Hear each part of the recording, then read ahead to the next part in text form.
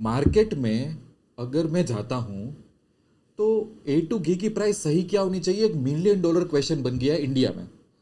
अगर आप अमेजोन पे जाओ, फ्लिपकार्ट पे जाओ, अगर आप फेसबुक इंस्टाग्राम ब्राउज करते करते ऐड देखो, तो 900 रुपये से लेके 3,000 या तो 5,000 रुपये तक का A2 घी मिलता है। और सभी यही कहते हैं कि भाई हमारा घी तो एकदम नेचुरल है, हम ये पद्धति से बनाते हैं, वो पद्धति से बनाते हैं, ऐसा है वैसा है सब कुछ। इसमें कंज्यूमर बहुत कंफ्यूज हो जाता है।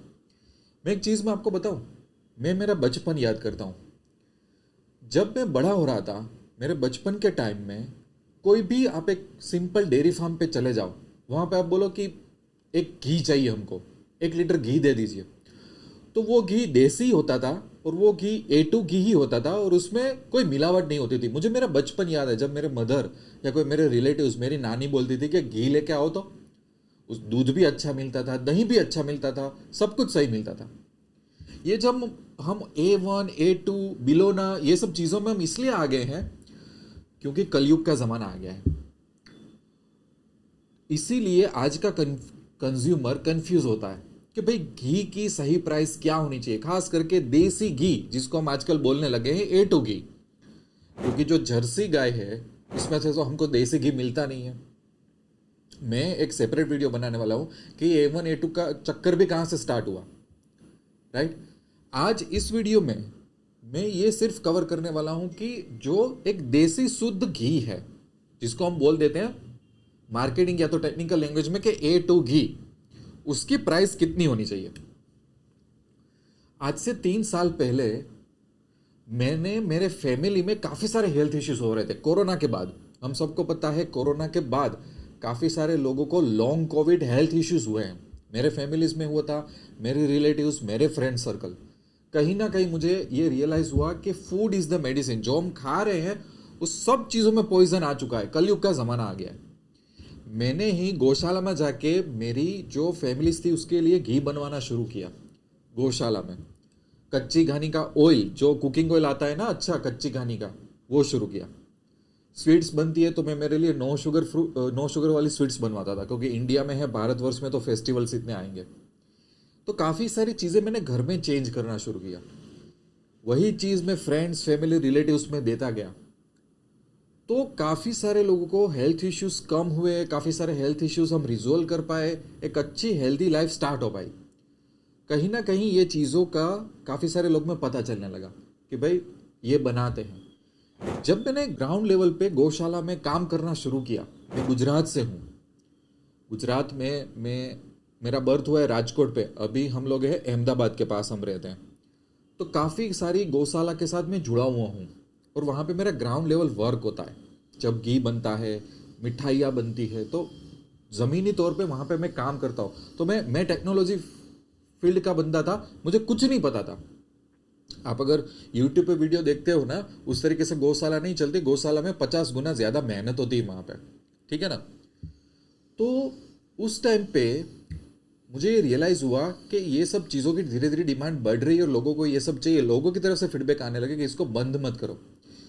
इसमें से मेरी ब्रांड मैंने बनाई सतयुग ब्रांड। सतयुग मतलब कलयुग में हर जगह मिलावट है, मेरे यहाँ से आप कोई भी चीज़ लेते हो तो उसका नाम मैंने रखा है सतयुग। अब इसके पीछे मैं एक बहुत बड़ा रीज़न बताता हूँ कि जो A2 घी हम जो बोलते हैं, देसी गाय, जैसे कि मैं अगर गुजरात में हूँ तो यहाँ पे गिर गाय होती है, साहिवाल गाय होती है, हालीकर गाय होती है। ये सबको क्या कहा जाता है? देसी गाय। जो अलग अलग हमारे अलग अलग राज्यों में मेन गाय होती है, देसी गाय, वहां यहाँ की इस जमीन की गाय, जिसका दूध में बहुत सारा न्यूट्रिशन, गुणवत्ता होती है, जो जर्सी गाय में नहीं होती है। ये गाय को कैसे रखते हैं, क्या खाना पीना उनको देते हैं, क्या चारे में देते हैं, उसकी आयुर्वेदिक सारवार कैसे करते हैं, उन सब के दूध की क्वालिटी का फर्क पड़ता है। तो वो दूध थोड़ा महंगा ही आता है। देखो, जो मार्केट में पैकेट में दूध मिलता है ना, वो हमें सस्ता मिल जाता है। उस पर लिखा भी नहीं होता है ये गाय का दूध है। काफ़ी सारे दूध उसमें मिक्स होते हैं, पेस्चुराइज होते हैं। अलग अलग राज्यों में जब आपको एक गाय का देसी A2 दूध चाहिए तो उसकी कीमत हो सकती है 70, 80, 90। जैसे अहमदाबाद में कई जगह पे 100 रुपीज़ में घर में डिलीवरी में मिल जाता है, कोई जगह पे 90, 80 में मिल जाता है। मैं जो कुछ गौशाला के साथ जमीनी तौर पे काम करता हूँ, वहां पे गौशाला में वो घी, वो जो दूध है वही उसको 50-60 रुपए में गौशाला को पड़ता है, अच्छी क्वालिटी का A2 दूध। ये 1 लीटर ये घी बनाने में 20 लीटर 22 लीटर के आसपास, हर बार फिक्स नहीं होता, 20 लीटर 22 लीटर में एक रेंज बता रहा हूं, इतना दूध चाहिए होता है इसमें से 1 लीटर निकालने के लिए। और ऊपर से बिलोना पद्धति से बनाओ तो स्लो कुकिंग होता है, लेबर को भी पैसा देना पड़ता है। बट आप समझो कि अगर 20-22 लीटर दूध चाहिए और वो दूध कुछ होगा 50-60 रुपए में गौशाला को पड़ रहा होगा, राइट, तो वो कभी भी घी 800-900 रुपए में नहीं, किसी को कोई सेल नहीं कर सकता।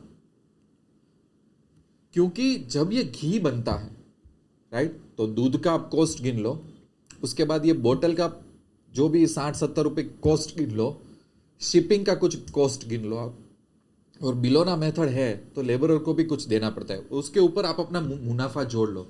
तो कोई बंदा मार्केट में अगर ये बोले कि भाई मेरा तो देसी घी है और मैं तो 800 रुपये 900 रुपये में दे रहा हूं, तो उस पर एक बहुत बड़ा क्वेश्चन मार्क है। नो डाउट जब घी बनाते एक बाई प्रोडक्ट निकलती है छाछ, जिसको हम बोलते हैं बटर मिल्क, वो भी मार्केट में सेल हो जाती है, तो ओवरऑल थोड़ी कॉस्ट कम आ जाती है वहां पे, वो रहता है, no need to worry about it.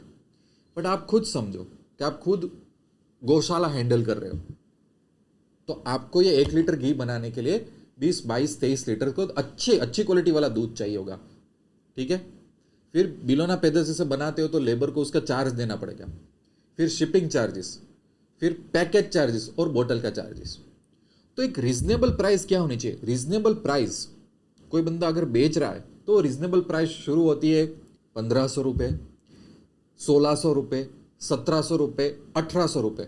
मैं हाईएस्ट टू हाईएस्ट एक आपको एक मैक्सिमम लिमिट दे दूं ना, तो वो लिमिट आ जाती है 2000 रुपये के आसपास। उसमें उसका मुनाफा भी आ गया, टैक्स भी आ गया, पैकिंग का खर्चा भी आ गया, शिपिंग का खर्चा भी आ गया। कई बार शिपिंग प्लस माइनस 50 रुपये लोकेशन के ऊपर से होता है, पर तो मैं फिक्स नहीं कर रहा हूं, डिपेंड्स, क्योंकि गौशाला को मैनेज करना हार्ड है, गाय को मैनेज करना हार्ड है, उनकी सेवा करना बहुत बहुत बहुत बहुत डिफिकल्ट काम है। आप सोच रहे हो ना, उससे 50 गुना डिफिकल्ट काम है। तो जस्ट बिकॉज कि मेरी ब्रांड है और मेरा घी है, तो मैं किसी को क्रिटिसाइज नहीं कर रहा हूं, मैं सिर्फ मुझे जो नॉलेज मिला, मुझे जमीनी तौर पे पता चला, मैं आपको बता रहा हूं कि दूध की इतनी कॉस्ट होती है, बाद में अलग अलग तरीके के आप और एक्सपेंडिचर डाल लो और थोड़ा बहुत मुनाफा आप डाल लो, तो 1500 से मैक्सिमम 2000 तक वो प्राइस एक एक्सेप्टेड प्राइस है कि हाँ। पर अगर कोई बहुत ही चीप सेल कर रहा है तो वो कैसे करेगा? दूध ही इतना महंगा हो रहा है तो कैसे बनाएगा घी? क्योंकि उसको खुद को भी कुछ प्रॉफिट 100-200 रुपए चाहिए होगा ना, पैकिंग का खर्चा। तो अब बोले नहीं नहीं, मुझे कई बार मैसेज आता है, नहीं नहीं मैं तो 900 रुपये में ले लेता हूँ। भाई कैसे मिलेगा आपको? उसको कितने में पड़ेगा? 300 रुपये में। तो कैसे वो आपको देगा, राइट? फिर इससे ऊपर जाते 2500 रुपये के घी होते हैं, 3000, 4000, और मैंने 5000 रुपये के भी घी देखे हुए हैं, इवन मेरे सिटीज के आसपास की बात कर रहा हूं। अब उसके पीछे मेरे दो राय है।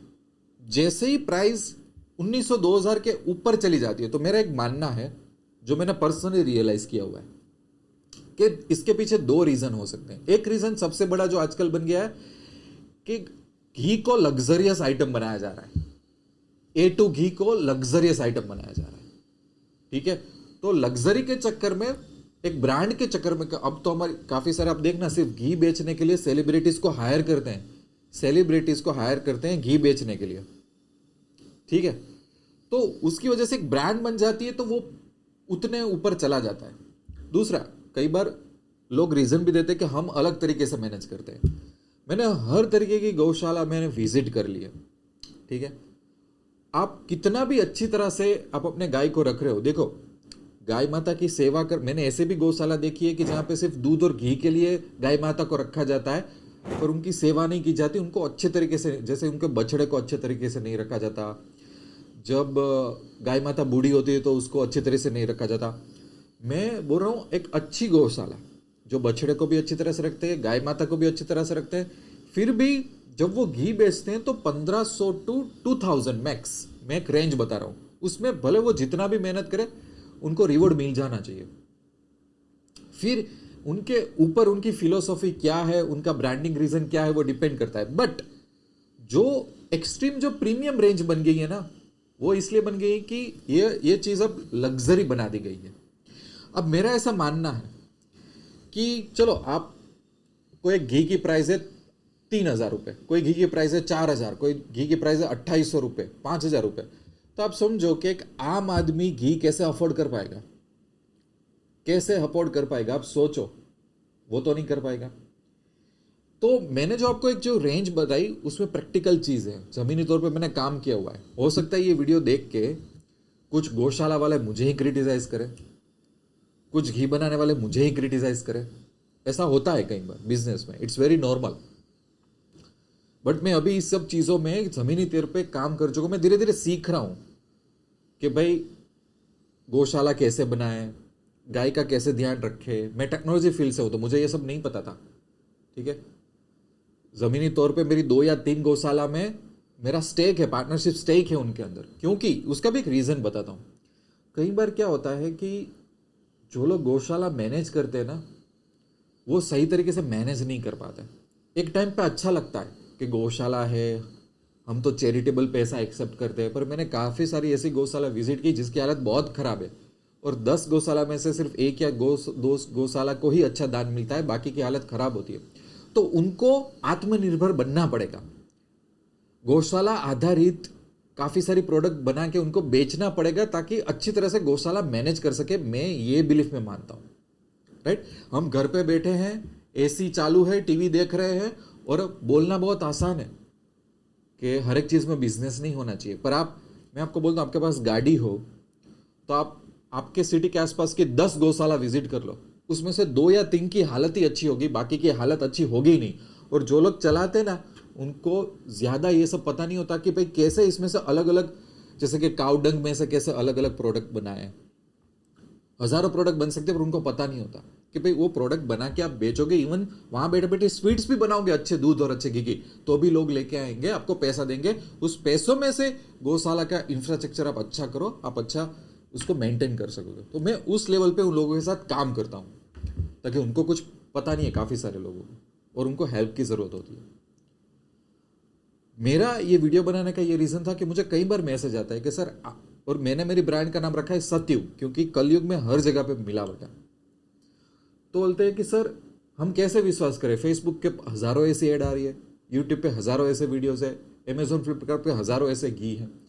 तो मैंने आपको एक अच्छे देसी घी जो है उसकी एक प्राइस रेंज दे दी है। उस प्राइस रेंज से ऊपर कुछ लोगों की फिलोसॉफी होती है, so let it be, but वो एक बहुत एक्सट्रीम प्रीमियम लग्जरी चीज़ बन गई। वो खाने वाली चीज़ नहीं रही, खाने वाली चीज़ है कि बंदा थोड़ा अफोर्ड कर सके, भले 1 लीटर नहीं तो 500, 2 लीटर नहीं तो 1 लीटर।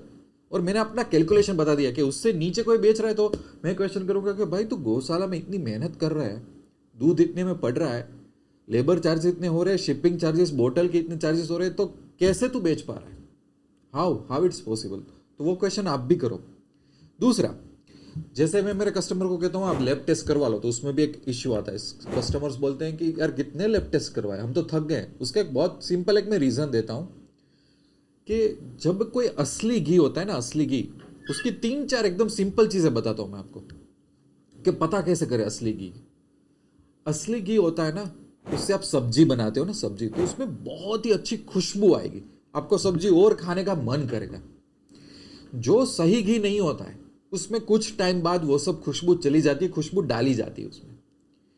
1 महीना, 2 महीना, 4 महीने बाद भी जो असली घी होती है ना, उसकी बोतल आप ओपन करोगे तो बहुत अच्छी स्मेल आएगी, वो नेचुरल स्मेल होगी। वही स्मेल आपकी सब्जी में, रोटी में, हर एक जगह पे, दाल में आपको महसूस होगा। उसमें धीरे धीरे स्मेल कम हो जाती है। दूसरा, जैसे कि मैं अभी जहाँ पे बैठा हूँ तो मॉनसून है, तो एनवायरनमेंट मिक्स है, थोड़ा ह्यूमिडिटी हो जाता है, थोड़ा मॉनसून हो जाता है, तो आप घी देख पा रहे होंगे, थोड़ा सा ये लिक्विड रह जाता है, थोड़ा सा ये क्रिस्टलाइज हो जाता है, क्योंकि उसको एक 50-50% वाला एनवायरनमेंट मिल रहा है। जब एकदम समर होगा और आपके डाइनिंग टेबल पे ये घी, कोई अच्छा घी हो, ये वाला घी या तो कोई अच्छा, तो एकदम लिक्विड, गोल्डन लिक्विड जैसा हो जाएगा, 90% ऐसा हो जाएगा, एकदम गर्म एनवायरनमेंट है। थोड़ा सा विंटर चालू होगा तो ज़्यादा क्रिस्टलाइज हो जाएगा, ये थोड़ा एकदम क्रीमी तरीके का दिखेगा। क्यों ऐसा होगा? असली घी होते हैं ना, उसको हर एक टेम्परेचर का अफेक्ट पड़ता है, जैसा टेम्परेचर वैसा वो रिएक्शन देता है। क्यों? क्योंकि उसमें कोई मिलावट नहीं है। कई बार आप देखना, मार्केट में ऑर्डर करोगे ना घी, जैसे आप सुपर मार्केट में जाते हो या किसी और से ऑर्डर करते हो, तो कई बार हमको क्या लगेगा, यार हर बार ये घी ऑर्डर करता है, ये घी आपको सेम कलर लगेगा, कई बार सेम टेस्ट भी लगेगा और सेम कंसिस्टेंसी उसमें रहती है। ऐसा पॉसिबल ही नहीं है।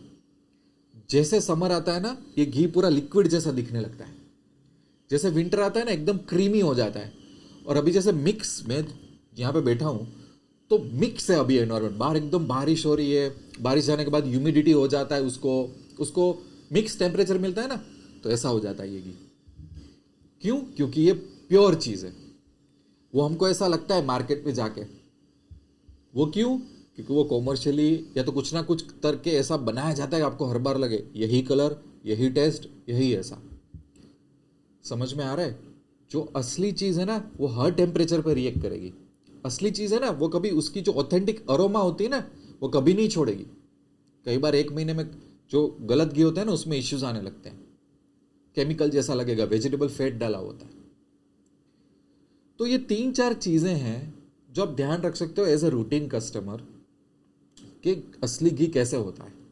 बाकी आई नो आज के टाइम में घी के बाद छोड़ो कोई भी चीज़ में इतनी मिलावट आ गई है कि हमको पता नहीं चल रहा है कि भाई क्या है क्या नहीं है। मैंने ये वीडियो इसलिए बनाया क्योंकि आज से 3 साल पहले जब मैंने ये घी बनवाना स्टार्ट किया था, शुगर फ्री जो नो शुगर हमारी ड्राई फ्रूट स्वीट्स है, उसके भी आप वीडियोस देख लेना, हर्बल जूसेस है, तो हर एक जगह पे बहुत मिलावट थी। बहुत ही मैं कंफ्यूज हो गया। तब मैंने मेरे फैमिली, एक्सटेंडेड फैमिली, रिलेटिव्स के लिए बनवा, तब मेरे पास भी ऐसा था कि भाई सब लोग बोल रहे हैं, किसका मैं मानूं, किसका मैं नहीं मानूं। जो असली घी होता है ना, वो आशीर्वाद देता है, बीमारियां दूर करता है, जो बीमारी है उसमें से भी धीरे धीरे वो बाहर निकलता है और बॉडी को डिफेंसिव बनाता है। थोड़ा सस्ता घी ले लिया या तो बिना देखे घी ले लिया, उसमें क्या होता है, प्रॉब्लम आता है, बॉडी में और इश्यू लॉन्ग टर्म में हो जाते हैं। राइट? मैं घी पे और काफ़ी सारे वीडियोस बनाने वाला हूँ, काफ़ी सारे मेरे पास इंटरेस्टिंग क्वेश्चंस आए हैं, but at the end of the day मैंने आपको रेंज दे दी, किस रेंज में मिलना चाहिए, किस रेंज में नहीं मिलना चाहिए। थोड़ा आप भी अवेयर होना स्टार्ट करो, अवेयर होना पड़ेगा क्योंकि कलयुग का ज़माना आ गया है। और अगर आप मेरे से घी ऑर्डर करना चाहते हो, मैंने व्हाट्सअप नंबर दिया हुआ है, आप ऑर्डर कर सकते हो। ये घी आपके घर में आशीर्वाद की तरह काम करेगा, बहुत ही मेहनत से और बहुत ही बढ़िया तरीके से। 6 या 7 गौशाला से क्या मैं जुड़ा हुआ हूँ यहाँ पे गुजरात में, बहुत अच्छी तरह से, बहुत जेन्युइन तरीके से हम बनाते हैं। Thank you, see you soon in next video.